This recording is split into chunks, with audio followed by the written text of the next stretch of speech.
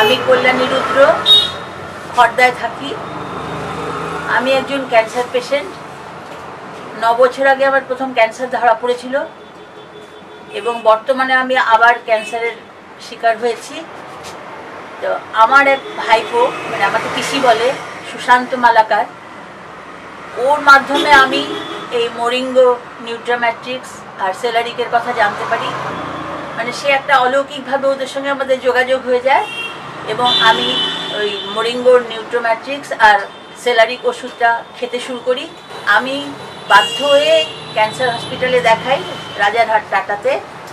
ওরা আমাদের যে সমস্ত টেস্টের কথা বলেছিল, একটা পেট স্ক্যান করিয়েছে ওরা আমাকে, এবং পেট স্ক্যানে রিপোর্ট দেখে ওরা নিজেরাই একটু অবাক হয়ে গেছে।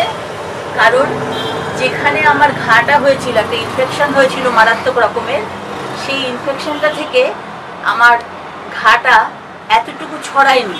যে জায়গায় ইনফেকশনটা রয়েছে ঠিক সেই জায়গাতেই রয়েছে। এই ঘাটা আমার প্রায় 13 বছর ধরে চলছে।